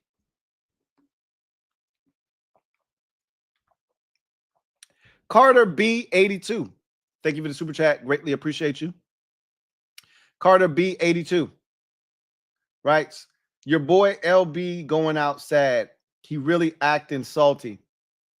Man, yesterday was epic. And the crash out has been every bit of what I envisioned it being when I did it, and then some. I couldn't have imagined Eagles fans crashing out the way that they did. And then when Benjamin Albright stepped in, gave his 2 cents, and LB then tried to attack him, and Benjamin Albright said, hey, I'm standing my ground. He went full Florida law on LB and stood his ground, right? I said, oh, shit. Benjamin Albright ain't backing down. And it got to the point where LB felt the need to do not 1, but 2 videos. 2 videos. I rarely check out LB stuff. I rarely watch it, right? People always tell me, oh, LB talking trash, he doing this, I'm like, oh, that's cool, right? So, I check out his stuff, his quick stuff he does on social media, though. But rarely do I go to his channel and actually watch him, unless they like, yo, you gotta go watch LB, bro. He's crashing out. So same thing with Bad Dog, right? Oh, you gotta check Bad Dog, he crashing out. I'll check Bad Dog from time to time because Bad Dog really be crashing out. Like, he be snapping. So, hey, I got to go catch Bad Dog, right? And so I went out and checked out LB's, video because, they Eagles fans, they were on suicide watch yesterday. and for most of today, suicide watch. So I was like, let me check on LB. And so I went and checked out his schedule release video. Do you know that this man had, I think the video might have been 25 minutes long. You know, this man talked about the Eagles schedule for about 5 minutes and the Commanders schedule for about 15. Like, they are really obsessed with us. This is hilarious. Hilarious. And I'm enjoying every second of it, right? Yesterday was awesome. and watching them crash out, lose their minds. You can't, like, that stuff is priceless, bro. All because we on the rise. Keep rising to the top. They mad because we give it all we got. They mad at us. Because it ain't no half stepping. It ain't no more half stepping, right? Ain't no more half stepping. It ain't no more, hey, let's just sweep the Giants, sweep the Commanders, and split with the Cowboys. That's when shit was easy. A much simpler time for Eagles fans. When there really wasn't a true threat other than Dallas, and they knew when shit got tough, Dak was going to fold like a lawn chair. That was the good old days. When you could dismiss the Commanders with a little, get out of here. Y'all ain't even making the playoffs. The threat is real. It's clear and present danger. They know it. Danger, Robinson. They know it's danger. Because they know we got one of them ones. They don't want to admit it. If I were them, I wouldn't want to admit it either. You know? I wouldn't want to admit it either. Because admitting that Jaden Daniels is the best quarterback in the NFC means eventually, not only are they going to take over as the best team in the division, they're going to take over as the best team in the conference, which is the title that the Eagles currently hold and have held, you know, along with the 49ers for the last, 4 years, roughly? 2022 was the first year that they established themselves there. So 22, 23, 24. So at least the last 3 years, they've been considered the best in the conference, right there with the 49ers. Now there's a massive threat because even the 49ers, even though they were a bully and they would physically beat up Philadelphia, they still had Brock Purdy at quarterback. Again, less threatening. Jaden Daniels is threatening because he looks like Mahomes. He looks like Burrow. He looks like Jackson. He looks like Allen. He looks like one of them ones. That makes him dangerous. Nobody wants to admit that kind of danger lies in my division. Nobody wants to admit that. Truth hurts. And I'm going to make sure I let them know every time I see them, it's on sight that we got one of them ones. And you got to deal with them. Ain't no running from it. They're going to hate me and they're going to hate Jaden Daniels because I'm going to make them hate Jaden Daniels. Because he's that damn good. And deep down inside, they know it. But their pride won't let them show it. And that's cool. Don't worry. I'll say it enough for the both of us. Right? Jeep Commander. Been a member for 44 months. Salute to Jeep Commander.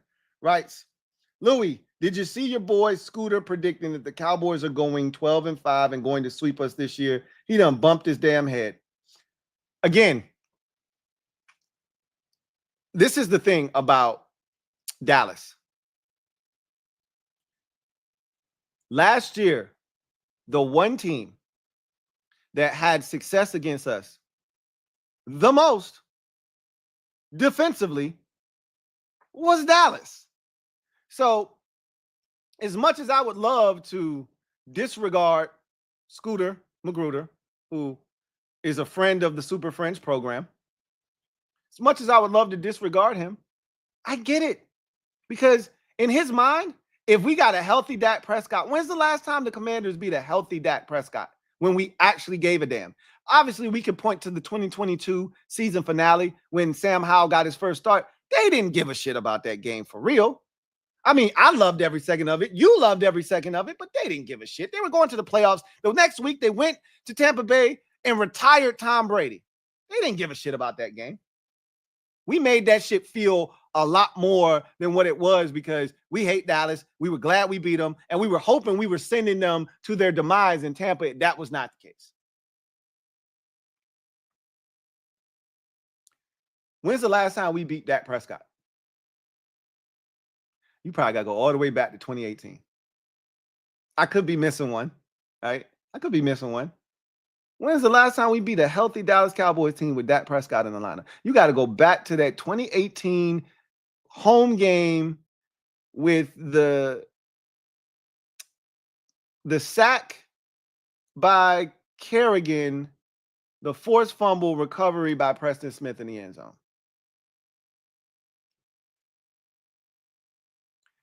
And the missed field goal at the end. It's 2018, bro. Right? Like, that's 2018. They swept us in 19. He was hurt in 2020, so we didn't see him either time. 2021, they swept us, right? Like, it was bad in 2021. Like, 56-14 bad. Teammates fighting on the sidelines bad. It was bad. Sometimes it's bad. 2022, they got us again. That was the no, that wasn't that. 2023 was the embarrassing Thanksgiving, Salvation Army bell, like turkey leg, like that. I'm still pissed off about that shit. We still ain't really got our revenge over that. I need a thorough ass kicking delivered and dished out for that shit. I still ain't let that go. I'm sour and salty as hell over that shit. And I ain't letting it go until we get revenge. And revenge is a dish best served ice cold, and that shit has to be cold-blooded. I want it on Christmas. I want to sweep them this year, but I want it on Christmas. Bad. Because everybody will be watching that one. Do them like they did us in front of a national audience.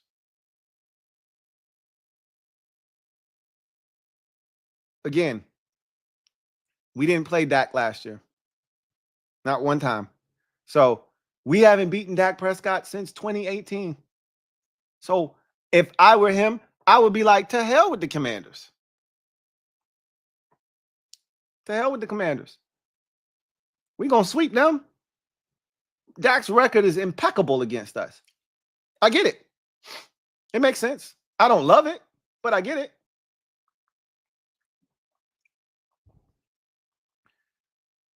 The Cowboys, their schedule isn't like brutal. They've got some tough stretches. We'll go over it tomorrow on the podcast. But if we just take a quick look at it here, we take a quick gander at it here real quick.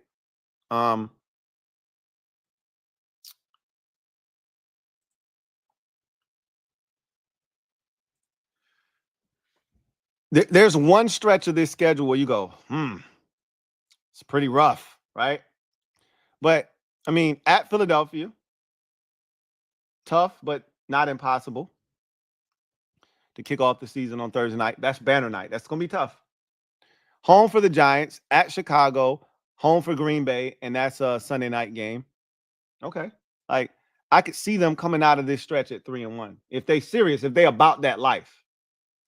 Worst case scenario, they might come out of this thing 2-2, right? Okay.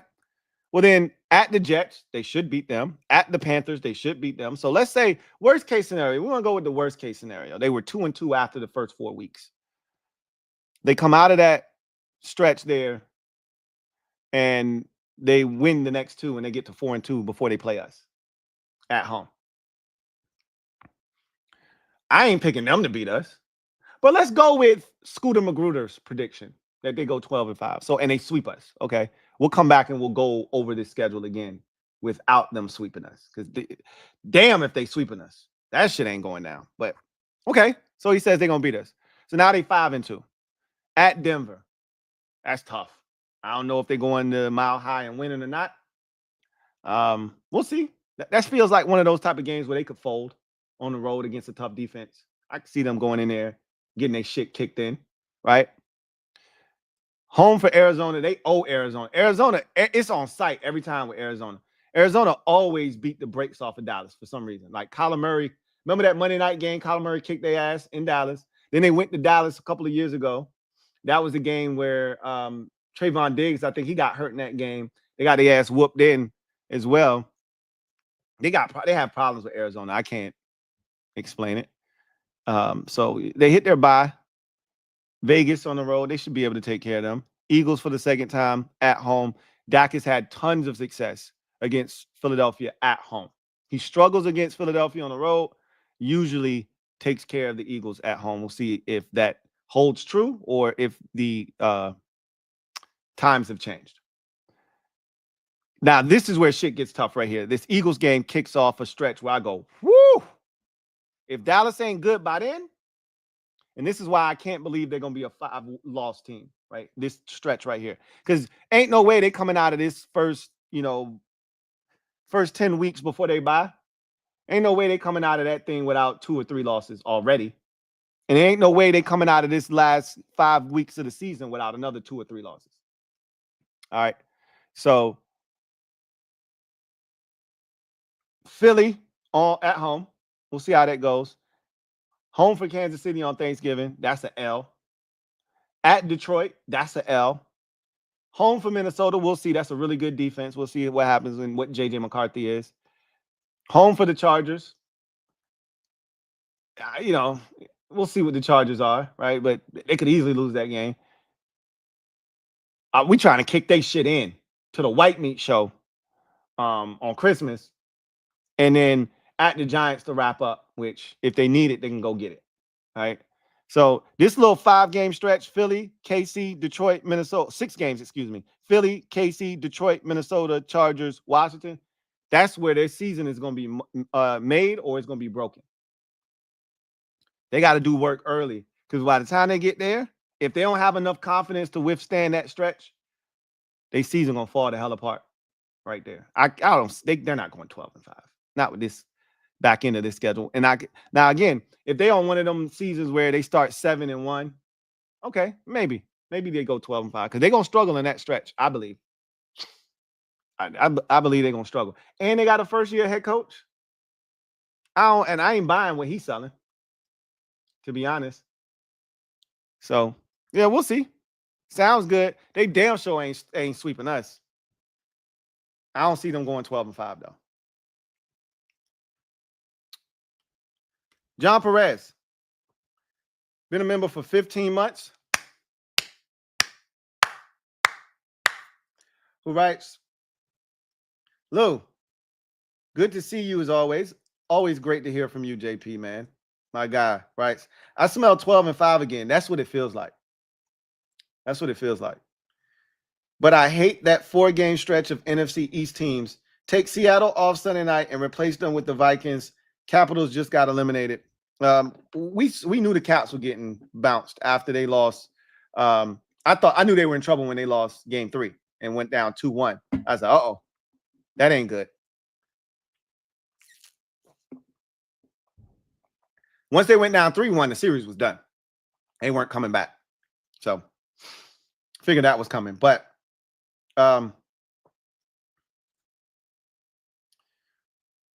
4-game stretch at the end, while it on paper seems daunting, again, the only way that stretch is as tough as advertised is if that Week 18 game against Philadelphia means something, which we can't know right now, which is why I don't think it's the most daunting stretch of the season for us. I think that 4-game stretch from weeks 7 to 10 is more tough because everybody's playing their hardest at that point in the season.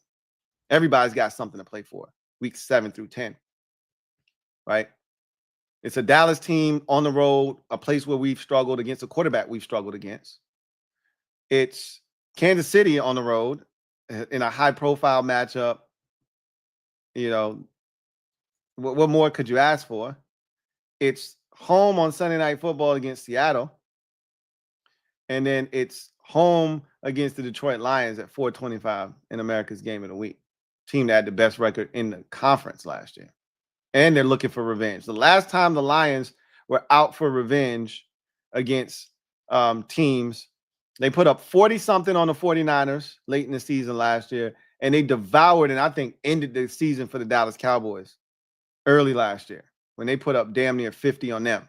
So now, obviously, Ben Johnson ain't here no more or isn't there anymore, and neither is Aaron Glenn, and they may not be the same, but I'm not counting out the Detroit Lions. So that's, to me, the toughest stretch right now.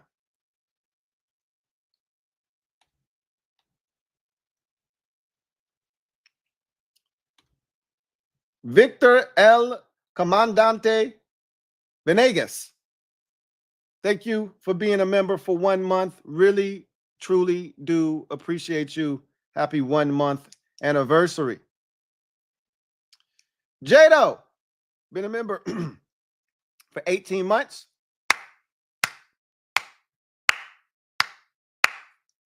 Who writes, what up, Lou? What up, Jay? Jaden is now the face of the NFC. That's so I'm pushing him towards that. This year is either going to make or break that whole distinction, right? The league has given him the bump. That's what this is. This is a mere opportunity. Does he seize it? Is the question. Right? Does he seize it? Like, take a look at the schedule real quick. And I want you to see, I want you to take a look at something. And, you know, I also want to look at their schedule. I don't know it offhand. But I want you to look at the Baltimore Ravens schedule, right? I want you to take a look at the Ravens schedule. Look how many, look at the colors on Baltimore. All right. 1, 2, 3, just 4. Just 4. That's it for Baltimore. All right. Look at Cincinnati. 1, 2, 3, 4, just 4. All right. Hell, look at Buffalo. 1, 2, 3, 4, 5. Right. Like, and again, sometimes it's predicated on your opponents, who you're playing that year. Are they interesting enough? But Jaden's the new shiny toy right now. He's the hot ticket. Once upon a time, that was Lamar Jackson, and he was on 6, 7 times, right?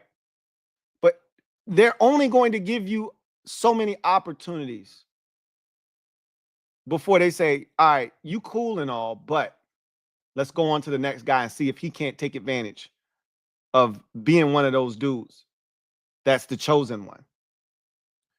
Jaden's getting that opportunity this year. He's getting that opportunity this year. The question is, what is he going to do with it? What is this team going to do this year? What is Jaden going to do with this opportunity to be on the national stage this many times? 8 times he will be on a national stage. 8. And if he delivers, and he does it again in the postseason like he did last year, and this time gets over the hump, then he's definitely the face of the NFC. He goes out and he takes care of business this year. Yes, he is the face of the NFC. This is the bump that I was expecting. But this is a mere opportunity. There are no guarantees. He's got to make it official that, yes, in fact, I am the face of this conference. And yes, if you want to win on this side of the bracket, you got to go through me and my squad. That's what we're trying to establish. That's what this opportunity is about. And now we got to go out and we got to seize it.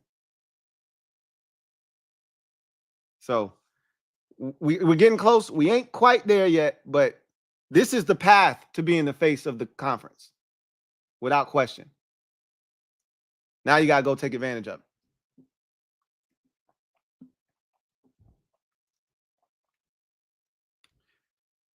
Victor, what's going on? Thank you for the super chat. Greatly appreciate you. Thank you for being a member of the MOBB. My guy, Vic, writes, present. We caught the league by surprise last year, but I'm hoping for a record of 7 or 10 or better. Tough schedule. So I'm assuming you're a Commanders fan. There's no way that we're taking a step backwards of that monumental size unless some sort of catastrophe happens. I'm not putting that out into the atmosphere. But if we're healthy, relatively healthy, as long as 5 is upright and feeling like himself, we have a chance to win every single game that we play, no matter the circumstances, no matter the defense, how they're playing. You know, look, you can't turn it over 3 and 4 times and still expect to win. But shit, we did that against Philadelphia and still beat them. They'll tell you again, Jalen Hurts got hurt. Cool. But again, that doesn't change the fact that with 5 turnovers, you should win the game, period. If you that good, right? So we were one of the best at protecting the football last year for much of the season. We weren't a high turnover team. We had our moments, though, you know, where we were a bit negligent. And when we were bad in the turnover department, we were really bad. The first Dallas game, the second Eagles game, the third Eagles game, like when we were bad, we were really bad, right?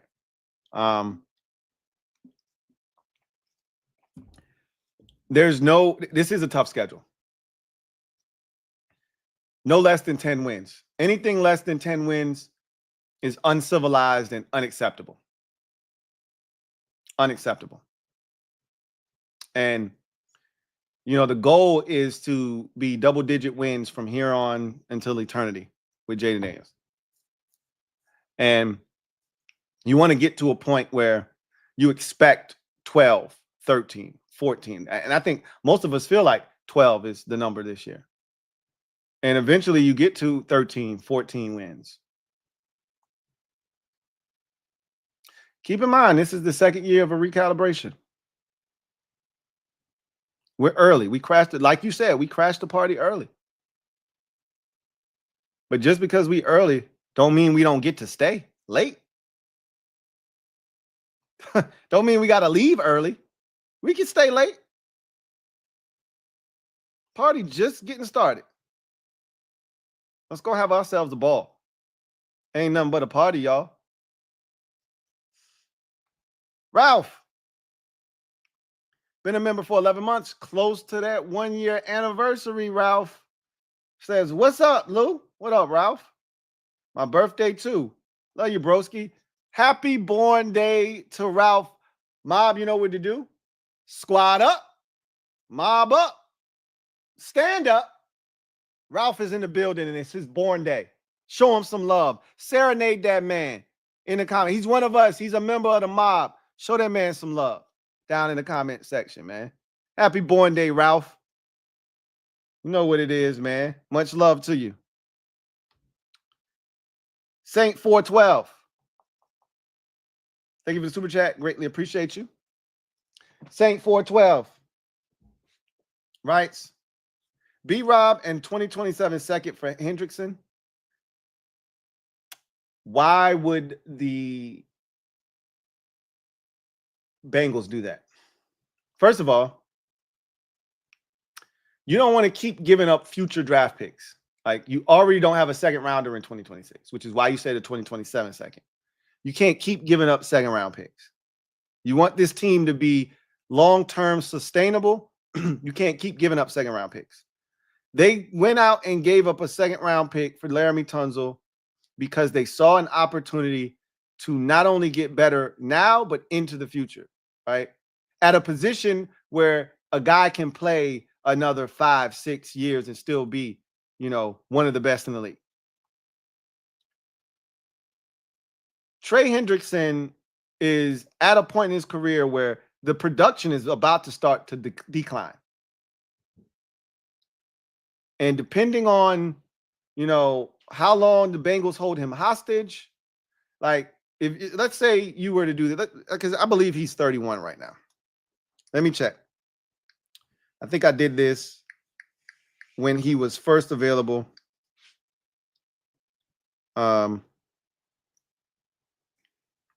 He's 30 years old and he turns 31 in December. So he'll be 31 during the season this year, towards the end of the season. So this is his age 30 season. Next year will be his age 31 season. I can't imagine when he's 32 years old, he's still going to be putting up top-notch sack numbers, right? You may get 2 more years, this year and next year, of Trey Hendrickson still playing at an insanely high level. And then by the time he turns 32, I think you're going to start to see a fall off. And I just don't know if a 2-year rental, which is what that feels like it would be, 2 to 3 years max. If it's 3 years, it's cool. A second round pick for a guy that you get 3 years of service out of is good. But if it's 2 years, that's a bit steep. It's the same thing I said about George Pickens. Like, Dallas gave up a 3rd round pick for George Pickens, and they may only get him for 1 year. That's craziness. That's a day 2 pick. Can't give up a day 2 pick for a 1-year rental. So, and I don't know if they did anything at the running back position. I feel like Cincinnati did something at the running back position. Let me check. But, we have this insane habit as fans. It's comical to me, by the way. We have this insane habit of wanting to give teams when, and not just us as fans, but just fans in general. But I always see it with our fan base in particular. We love to try to trade away the stuff that we don't want anymore, right? So they drafted a running back in the 6th round this year in Taj Brooks. They don't need a running back. They don't need Brian Robinson Jr. on the last year of his rookie contract.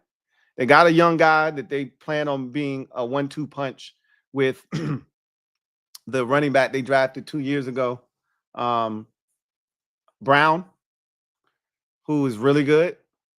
They have no interest in Brian Robinson Jr. You can't just pawn off the stuff that you no longer want on a team and be like, here, let me throw this in as a sweetener. They don't need Brian Robinson Jr. It'd have to be another skill position player that is of some worth to them and where they're trying to go. It ain't Brian Robinson Jr. But I can't see our guy wanting to give up a 2nd round pick again. Adam Peters is not trying to give up a 2nd round pick. You can't keep living like that.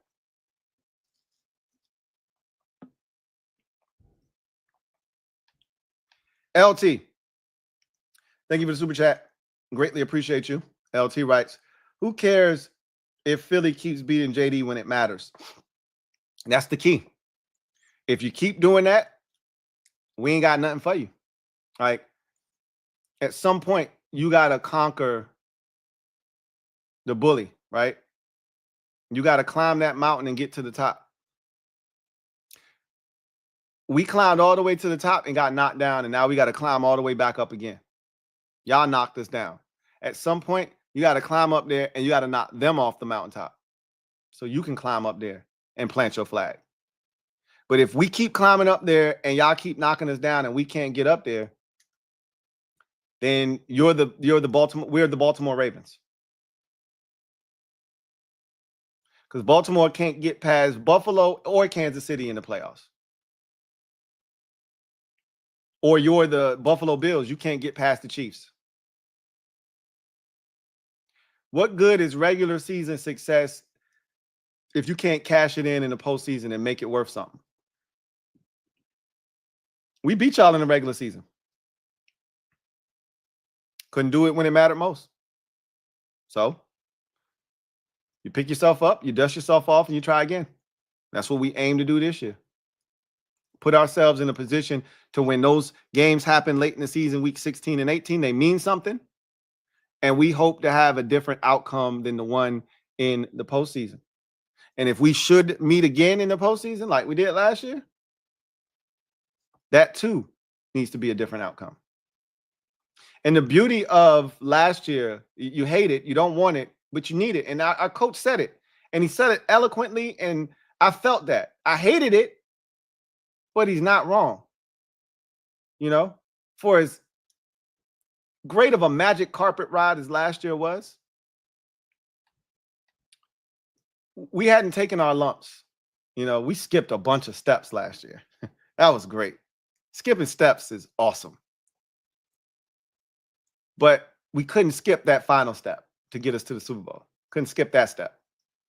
And that's going on the road and beating a team like Philadelphia. We made a bunch of uncharacteristic mistakes that we hadn't really made all season long. Can't win doing that on the road. And it forced us to improve our roster. I love the changes that have been made. Gives us a chance to be even better this year. So we'll see. Anyway, I digress. Tyler Jones, thank you for the super chat. Greatly appreciate you. Tyler Jones writes, any good food at all at FedEx? Stadium is trash, but I'm going there for the first time in 20 years. So first of all, Tyler, it's not FedEx anymore. It's Northwest Stadium. Okay. We're leaving FedEx in the past. It's Northwest. All good vibes, right? Until we get out of there. Yes, it's still a dump. They've improved it. It's better, but it's still a dump. But it's our dump, and it is improved, and everything about it is better, but it's still, the bar was low. So is there any food? I don't know. You're asking the wrong person, Tyler. I wish I had something for you. I haven't been in shit. You ain't been in 20 years. I haven't been.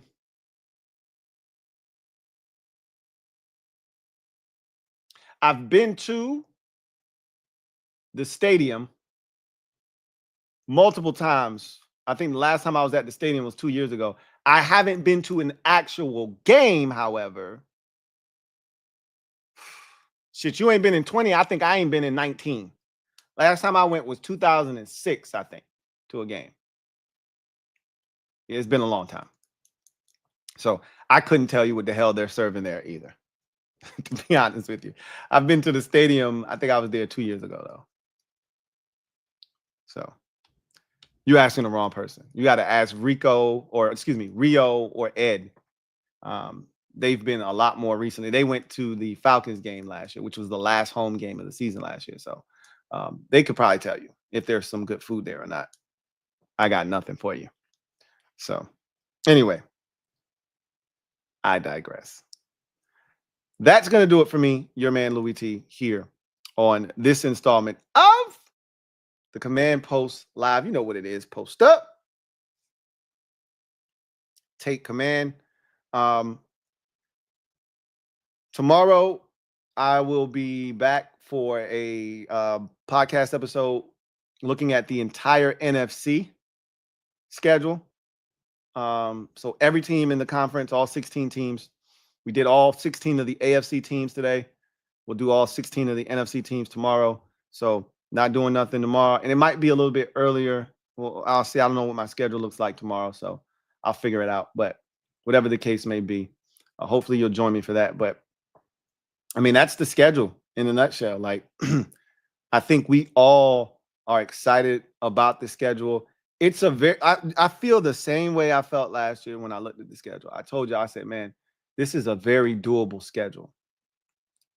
Now, this one is tougher than last year, obviously. As I mentioned to you, there is no Cleveland, right? And we didn't know Cleveland was going to be ass. That was supposed to be a tough game. It didn't turn out to be. But there is no Carolina, right? We knew they were going to be ass. When we got the schedule, they ended up being ass when we played them. Ain't no Carolinas on the schedule. Ain't no Tennessees. We knew Tennessee was going to be ass before the schedule came out. We knew we had to play them. We didn't know when we were going to play them, but we knew they were going to be ass, and they were exactly that. And they were exactly what the doctor ordered at the time when we were in the midst of a 3-game losing streak. Ain't none of them shits on the schedule. Ain't no Tennessees to save you from a 3-game losing streak. Ain't no Carolinas to make you feel good, puff your chest out. If you're going to beat the brakes off somebody like we did Arizona or Cleveland, you're going to have to earn it against a quality opponent. So, again, the worst team on the schedule might be the Giants, and we don't even know what the Giants are going to be. If the Giants are the worst team on the schedule, you got a hell of a schedule because they usually play us tough. It's family business. It's to be expected.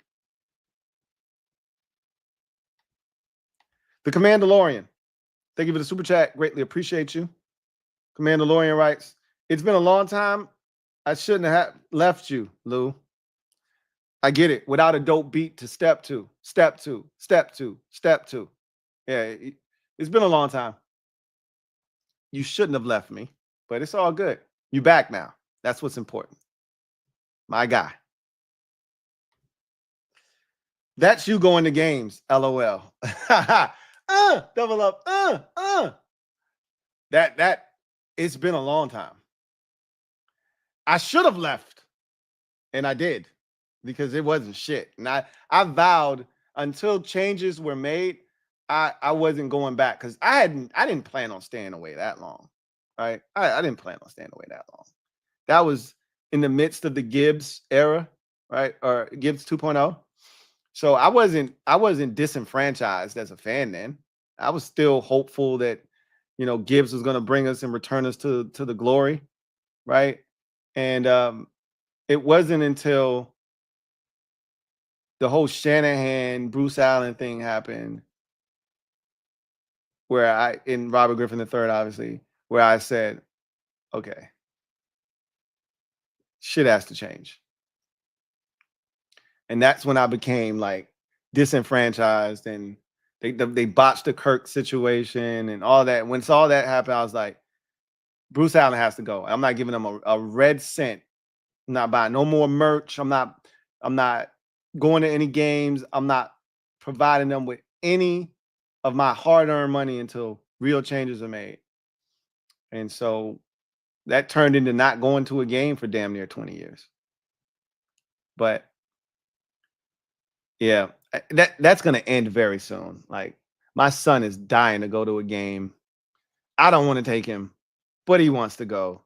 And who am I to stop the kid from experiencing his first NFL game? I got to take him. So that's probably going to happen this year. My wife is on me. She's like, he wants to go to the game. You got to take him. I'm like, I don't want to do it. She's like, I'll take him. I'm like, nah, I'm not going to let you do that. I'm going to be there. If he goes to a game, I'm going with him. So it's probably going to happen this year. But I digress. Anyway, you guys have a good one. Take care. I'll see you next time. God bless and good night.